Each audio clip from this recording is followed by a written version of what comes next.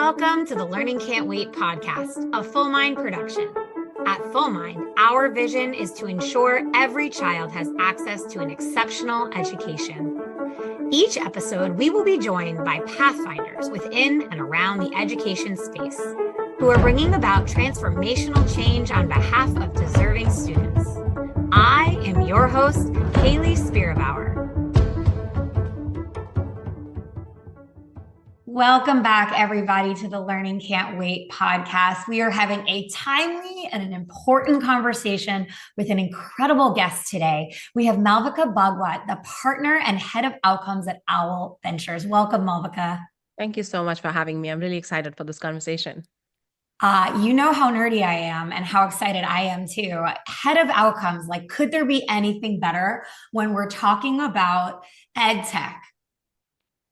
Not in my opinion, and I honestly joined out Owl Ventures because of the title and because of the work I get to do every day. It wasn't for the investment. It was really for being able to support learners every day operationally alongside now 90 plus portfolio companies. So I'm really fortunate for the work I get to do every day. I can't wait to dive in to one, what makes you so qualified to hold this position, which you absolutely are. And two, what type of work you're doing on a daily basis that's really improving the lives of students. I'm over the moon. So let's jump right in. Malvika, can you tell us, how did you come to be the personal and professional version of yourself? That's a great question. I think now that I look back, the story makes sense. But ever since I was little, the one area that I've been passionate about seemingly has been education. I was in a typical school in India where rote memorization was kind of the way of learning. I went through that system for up until my high school. And at high school, I had a choice. And I distinctly remember locking myself up in the bathroom for 2 weeks until my parents agreed to change my school. And kudos to them. They followed my lead and agreed to put me in my city's first IB program. And I was the first graduating batch. So they had no data, no information. It was run by a Frenchman in India. And they were like, okay, we'll do this. And so that I think was pivotal in my journey of like understanding the true meaning of education, understanding how education can truly shape who you are and give you a voice and identity. And part of the work of the school was doing community service. And I spent a lot of time as part of that program working with underprivileged kids, helping them get better at their education outcomes as well. And I think that really stayed. And that theme is what kind of drove me to the work that I do today, which is looking at data, being a nerd at heart, and kind of understanding what's working and what's not working in the education space. Okay, hold on. That level of self-advocacy at the age that you did it is incredible. Do you have other examples from your childhood of times where you like knew what you wanted and went after it?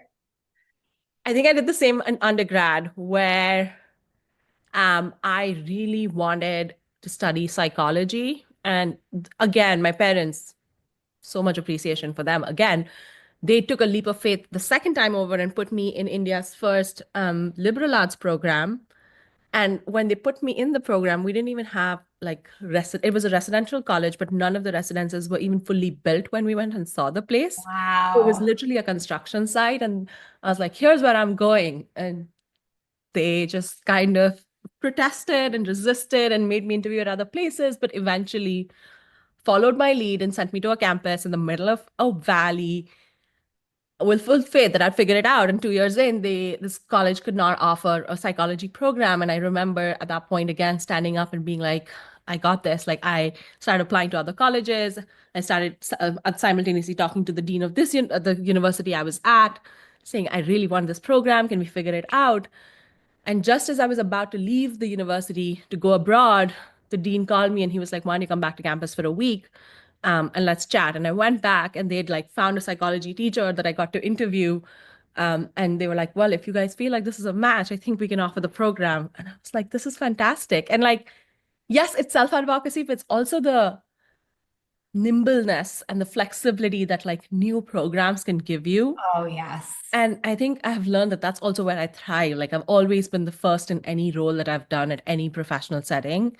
And I love the 0 to 1, like being able to build from scratch and just kind of building a vision while working. And I think I get a lot of that from the two schools that I went to as well for my high school and undergrad, because they were both like being built as we were still learning there. Wait, I love that little detail you kind of sprinkled in there that you've always been the first. You were the first IB student. You were the first doing the psychology program at this new university. You were the first in every role you've held. Incredible. That is such a testament, like, to you as a human being, that you have really become an expert in so many topics that you've been given the authority and autonomy to run. I love that little detail you just sprinkled right in there. And also another, like, kind of kudos to your family for that level of support. As you look at education and you look at some of the challenges and barriers, especially right now, end of 2024, this episode's going live at the beginning of 2025. That level of support from your family is instrumental too, as you've alluded 100%. to, and you've really given praise for. That's beautiful, beautiful. And not something I appreciated as much in the moment, but now that I have a little one, I can only imagine how much courage it took for them to Yes. say yes to the risks that I wanted to take, and they supported it, and I'm a better person for it. I have a personal curiosity in how your psychology degree has served you. I too studied psychology as an undergrad, and I felt really strongly that I needed to follow this path. I wanted to learn about people and why they do what they do and how they operate. And I can totally see through lines in my life today and all the jobs that I've held of how it's helped me. But I'm curious, in your line of work and the path you've taken, has that degree served you well? Think so. I think there's something, I mean, psychology at the end of the day is understanding people, right? And that's what we're surrounded with. And when you think about education, think about learners, that's what you're doing. It's not like the data is helpful and the instructional materials are helpful, but all of that is in service of building better relationships between the students and the teachers, the students and their caregivers, and students with the learning context that they're surrounded in. And so much of that context is actually rooted in what you learn in psychology. It's not just about the one snapshot in time. It's about what happened at home with this kid, what their relationship with their parent looks like, what are the socioeconomic circumstances they grew up with. And I think psychology builds so much of an understanding of that. And one of the strands I studied was called, for that reason, educational psychology, because it was really about teaching you the different ways that kids learn, what mastery would look like, what the different competencies look like. And so I think those were the two parts ahead of me, even before I knew it, that it would have been something in psychology or something in education. Um, Funny enough, I don't even know if she remembers this, but I met the director or the head of Teach for India on the same campus where I was studying, because they had just launched the Teach for India program. And I happened to meet her and I was like, hey, I think I want to get into teaching and I might want to do this. And she looked at me, and after 30 minutes, she's very politely, not in the same words, but said, I don't think you have the patience for teaching, so maybe try something else. And and she's not wrong. I think I really enjoy sort of the zoomed out data version that I do now, where I get to analyze data, look at, like, ask questions of it, and truly understand all the different nuances, and serve at scale. But I miss being in a classroom, but I tell that story mostly to be appreciative of the fact that she saw that early on and kind of led me to a different journey. Well, not always everyone's a great fit for the classroom, not because it isn't necessarily interesting or exciting work, or work they will find interesting or exciting, but because there's other things that they could do that impact students as well. So walk us through a little bit what has made you such an expert in outcomes and why everything in your career makes so much sense for what you focus on today. Yeah. Um, I think a lot of it comes from, By the way, I need you to brag. Like, this is where you get to, like, be like, Haley, here are all the awesome things I've done. And I know that doesn't come easy to everyone. So please feel free. I will. I think I really appreciate and I'm thankful for all the first chances I got.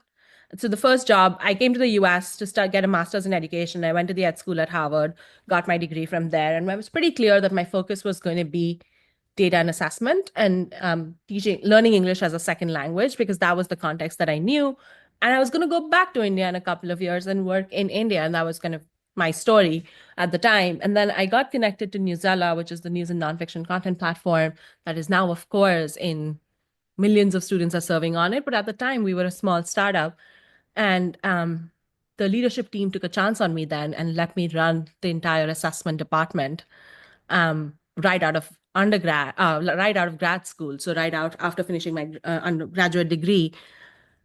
And I think that's where, so I started in the assessment department. And as I was doing all the assessment work of like creating the formative assessment for the learners on after every article and seeing what the responses were, analyzing that data, the natural next question from them was like, okay, great, but is this product working? Like, is it actually improving learning from here? And we were at the right time in the company's history where we were like, okay, we're ready to take on this work and start doing some of the research and efficacy study work.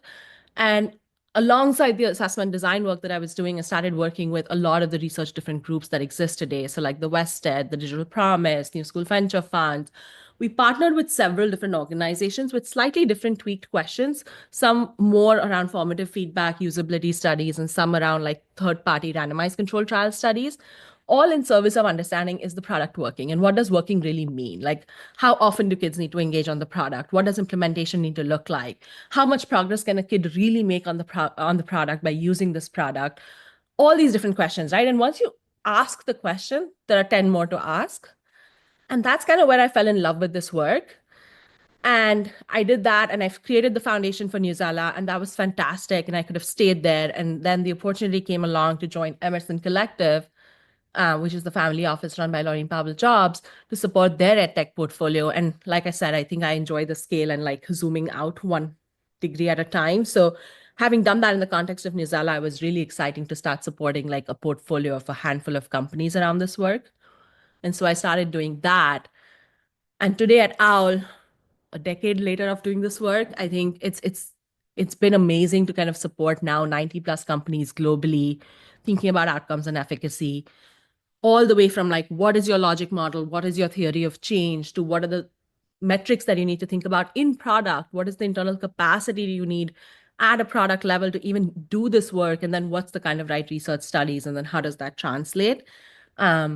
So that's been a great journey. And now I get to do this with 90 plus companies. I sit on the board of Lean Lab Education, which serves at the intersection of research for schools and edtech companies. And then there are several sort of thought leadership groups that are working on this R&D problem and procurement problem, and I get to engage with them in different capacities as well. So it's been really exciting to evolve with every step. I feel so starstruck for so many reasons. You've hit so many topics I care deeply about as a human and as a professional, but the Newsella work that you did, I've told you this before, and I even talked about it on an episode I recorded with Louise Bagelman from Story Shares just today. I recorded it. I don't know. It's not going live. I'm not sure when it's going live. So could be before, could be after, but I just talked about with her how the differentiated text that Newsella produced was the most important resource and my first, well, maybe my second introduction to EdTech that I ever had when I was teaching fifth grade reading in Harlem, and my fifth graders came in on average at a second grade reading level.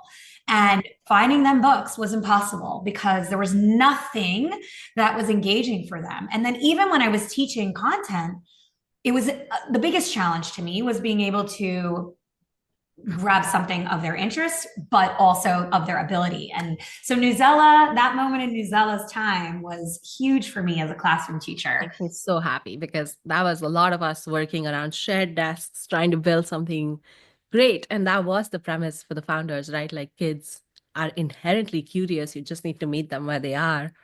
And then building assessments for each of those levels just to make sure they had the right knowledge and understanding was key. Yes. To your point, like if there's a little bit of an entryway and you can give them that little bit of a branch, you can pull them right in with topics. 100%. So yeah, that was a really fun 4 years of my life. Yeah, well, I'm grateful for you and the people that created that. Now, I have a research question for you, Malvika. How valuable? Okay, tell us what an RCT is. And then I want to talk about how valuable is it in the world we're in today? Is it still considered the gold standard from, let's say, your perspective and OWL's perspective? Yeah. Or do we have other types of benchmarks we want to use? Yep. No, that's a great question, and I appreciate you calling me out on using an acronym that people may not be familiar with. It's kind of Um, my job. So RCTs are randomized controlled trial studies. It's effectively the type of study that you do where you, the simplest way put, you give one group the intervention, you don't give another group the intervention, then you kind of compare how they do, and the groups are randomized. Um, for the longest time, it used to be considered the gold standard in education, and a lot of that comes from healthcare because we do a lot of that in healthcare with drug trialing. Um, I'd say it's still important work when it comes to maybe core instructional products or something that is like even maybe supplemental instructional products that is directly impacting what students are learning. But it's not the gold standard necessarily, right? Because a lot has changed. I think randomized controlled trial studies, potentially in the age of textbooks or paper based books, was a different story because the textbooks didn't change for years on end and decades on end. So you could actually afford to collect the year on year data that you needed to do these analyses. And whatever data you got back would still be relevant because you were working with a text that didn't fundamentally change. When you put that same context in the context of an edtech product, the product is changing every year, every 6 months, depending on the stage of the product, the constant iteration and feedback.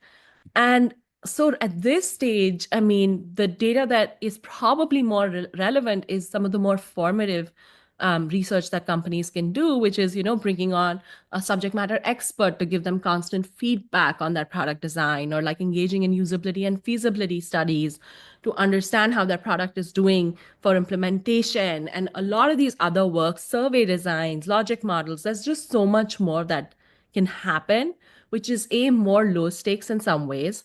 It's less time consuming. It's some could argue it's more impactful for the product development cycle and what kids really need to meet them again just in time for what they need at the next step. And there's a place for randomized controlled trial studies, but I don't think it's something for everyone. And it's certainly not a tool for early stage products, which is what a lot of the Gen AI products coming out right now are. Um, and so I would not say it's a gold standard for sure from our perspective, but it's certainly something that we recommend to companies when it makes sense. I appreciate that nuance in your answer. It provides a lot of guidance to folks that are listening, even to this episode, who are eager to do research and test the efficacy of their study, knowing that the biggest, most expensive, most robust form is no longer the only way to validate your tool is really important. So Yeah. speaking of tool validation and some of these, ed tech founders that are listening to this episode, the world has changed. We are in a post-ESSER funding time of our school year, and schools are really cutthroat right now about what tools they keep and what tools they eliminate. Yeah. How do you all approach this time in schools and the current financial changes that have occurred? Yeah, I mean, I think so we have invested in outcomes work since the inception of the firm, and we're celebrating sort of 10 years of the firm today. So this work has happened for a decade now, which in the context of edtech as an industry is for a pretty long time, just because the industry is still nascent or maturing, if you will. But one of the reasons we've done this work is because we've believed that long term, the businesses that are going to succeed are the ones that are built on outcomes and efficacy and not ones that are built on marketing material. That over time, the noise is going to go away and people are going to start actually asking questions of, is this working? Is this really helpful? What are my kids learning on the platform? Alongside other basics of like data interoperability, data privacy, making sure that implementation is easy, device access exists, like all the realities of a school need to be taken account alongside the data piece, right? And I think we are seeing that with COVID. We saw that there were stats that were saying that like there are over 1,500 products sitting on the shelves of schools, and schools still couldn't find the right tools to use during the pandemic because some of them came with these challenges. They either didn't know how to use them, there was no proper professional development tied to it, or they didn't have seamless data interoperability, or the learning outcomes just weren't clear on the product. And so now folks have started questioning that a lot more in their decision-making process. And what we do with our portfolio companies is use sort of in addition to the traditional VC metrics that we will evaluate a company on the basis of, which is team and repeatable sales model and product market fit and all those other metrics, we also look at what we call outcome metrics, which falls in three buckets, which is scale. So we want to know who you're reaching, but then access, like within the scale, who specifically, like which demographics are you reaching, and are you built for the Title I schools? Are you built for the free reduced lunch populations? Because if you're not, it's not just an impact story, it's also a business viability and sustainability story. You're not going to succeed as a VC-backed business if you don't build for the broad community and only build for sort of the niche rich audiences. And so it's important from a what's right to do and the access, but it's also equally important from a financial perspective. So we think about access deeply. Outcomes, of course, like, and that's the journey that I've talked about, everything from logic models to RCTs. And the expectation is not that you come in with all the data, but it at least is that you're willing to conduct that research and conduct that work to take the steps with us and make progress year on year. And then diversity. Diversity is a metric that we don't talk about often. And yet there is tons of data that says that the diversity of the teachers or of the leaderships building products for the students needs to reflect that of the demographic that they're serving. And so we spend a lot of our time actually looking at the diversity of founders, CEOs, board members, and senior leadership team members in ways, because those are the three that we can probably affect change the most. Because we want to make sure that those two are in harmony, the student group as well as the leadership group, and all voices are equally represented around the table in the product development cycles. For someone who is not very familiar with VC funding, they're getting a good crash course here of the gold standard, right? Like OWL is known to be a very thorough, a great partner in investment. And it is very interesting and exciting for someone like me just to hear the importance of these factors you're naming, because it has driven so much of my work and even my career. So for folks that are listening in, take notes. If you're seeking investment, this is a good kind of crash course on that. Malvika, I'm curious about what you're excited about looking forward. I mean, the world has changed from a financial investment, or sorry, from a funding perspective for EdTech, but also AI has rapidly proliferated. Like there are more tools today that are AI based or AI oriented than there were for the past 5 years combined. Like, and every day there's a new one. So what are you hopeful for and excited about looking forward? It doesn't have to be AI, but in general, I'm curious for you. That's a good question. I think I am excited about AI and what AI can do. Just because I think, of course, there's an eventual use case where all of this is going to be student facing and educator facing. But right now, even the efficiency gains that companies are able to make internally with AI and Gen AI tools have been huge. And some of the things that we're seeing, like I think Chiron Learning is a great example of what Gen AI can do. And for those of you who haven't checked it, you should. They have a way that you can demo it on their website, but you can effectively create a course by just uploading some materials, and then Chiron like can create the entire course for you, or you can just type in a topic and it can create an entire course for you on that topic and then build in interactivity.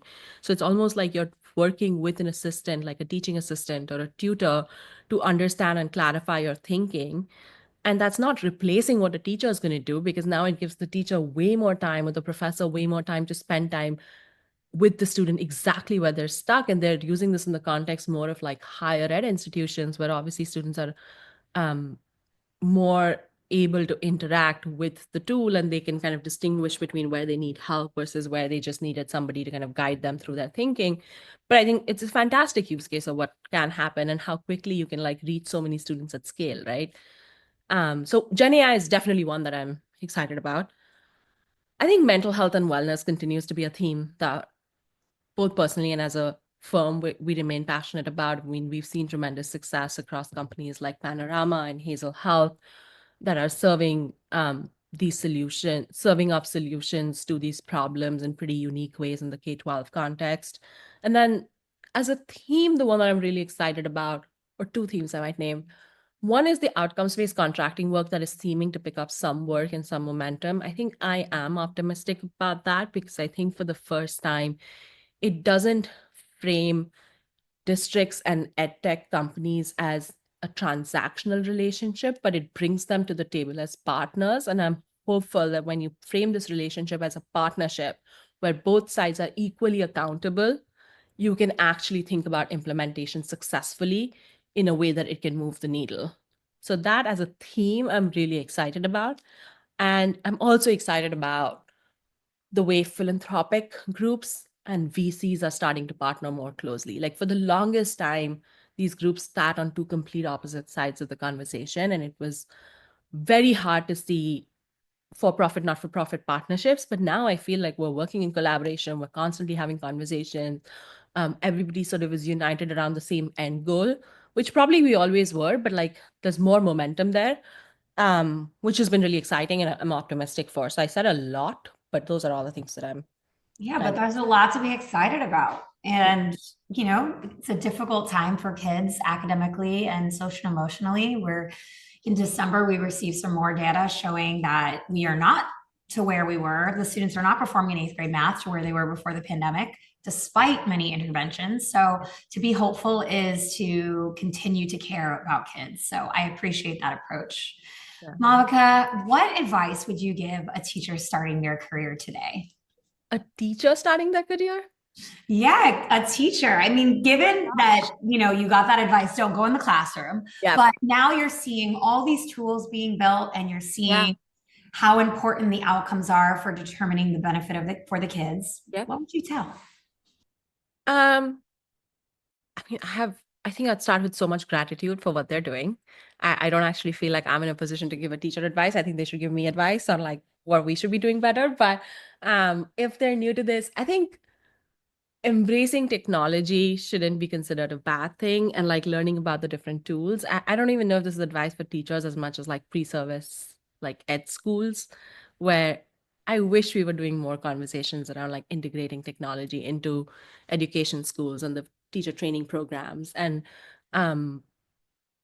giving them all the tools they needed to be successful in a classroom. And so I guess that self-advocacy maybe is the one thing I have done. And that's probably what I'll pass on to a new teacher is like, if you're seeing something work, advocate for yourself and like trust your gut, and like technology can be a friend and technology is here to help. And it's not obviously the silver bullet, but it's one piece of the puzzle. And I hope we have more and more people coming into this confident about using technology in the right ways in the classroom so that we can serve more students successfully. Malvika, I love that you've taken from your own experience and you've shared that. You clearly having that self-advocacy and knowing what you want has served you well and served us all well because we benefit from your insights and your expertise. Thank you so much for coming on the podcast. It was a real joy to hear you talk and share your story and your work. Of course, it was a pleasure. And if for all that I said, we have something called the Education Outcomes Report. It's on our website. So if folks want more details on all the metrics and frameworks and examples that I mentioned, You're going to tell me, check it out. You're going to tell me that the thing that I was most excited to talk about today, that I like carefully pre-read for this conversation, I forgot to bring up. This is the best. This has never happened. And I sort of love that it did because I got so into hearing about you and your area of focus. Let's take a minute. It's okay that we asked the last question. Let's take a quick minute. So the education outcomes report from Howell, which I literally had on my calendar the day that it went live so that I could read it. We're really proud of this. Why are we really proud of this? What are we excited about from the report? We are really excited because it really lets us showcase all the work that our portfolio companies have done. But like, I think for the field, what it has been able to do slowly is set the standard on metrics of what we need to be looking at from an outcomes perspective, from an access perspective, from a scale perspective. it gives examples, like live examples of how each of our companies are thinking about this, and lets us collect year-on-year data of like at a more portfolio level of like how many students we're serving or what is the access metrics that our portfolio is serving against industry averages. And so I think it's just a tool. It's a good tool at this point that people can refer to, both for examples for how they can build up their own metrics, and as an industry, what the norm looks like today in the space. And I think a personal sort of highlight or a win has been that like I went and did a guest lecture at 2 different courses at the Ed School at Harvard. And for both of them, these were like part of the pre-reading materials. And the fact that we can like start looking at real world examples into pre-reading materials to give students a flavor of what this looks like in the real world and like what this translates to, like all the academic learning that you're doing, like where that results to, has been really fun to watch. So, and do not beat yourself up. I just mentioned the outcomes report as a it's one thing, it's it's a good resource. It's so funny. You know, it's funny. What I like about the outcomes report is, one, I like the depth that it goes into on each of your portfolio organizations. I like, as you mentioned, the insights that OWL makes on what's coming, what's big right now in education. That actually like leads off the report. Yeah. And then I like telling stories, which is why I host a podcast. And I really like the stories that you tell about each portfolio company, because like you, Malvika, I care about data. I care about outcomes. I care about impact. And that's in there too.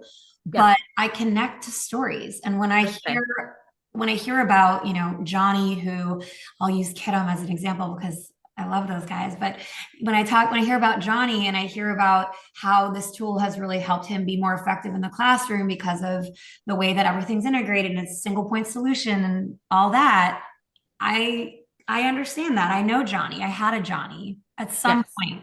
So yeah, it's a great piece. And thank you for raising it. That's a good flag. Like, yeah, the marrying of the qualitative and quantitative is so important, because the quantitative data can only tell a certain story. And the qualitative story is where like you actually fully understand the context, the realities, and what's happening. And so we try as much as we can to kind of marry the two. So it's a long report, but it's one we really enjoy every year and we're proud of. Yeah. Well, Malvika, thank you again for coming on the podcast. Thank you for sharing so many insights with the audience. I know that a lot of the newer stage EdTech folks that are listening today took some copious notes, and maybe we'll do a re-listen, but I'm grateful to have you here. Likewise. Thank you for having me. This has been really fun. And thank you to everybody for tuning in. Thanks for listening to the Learning Can't Wait podcast. If you like what you heard, please rate, review, and share this episode. Be the first to know when we have a new episode by subscribing wherever you listen to podcasts. If you'd like to be a guest on the show or have a suggestion for an episode, email us at podcast@fullmindlearning.com.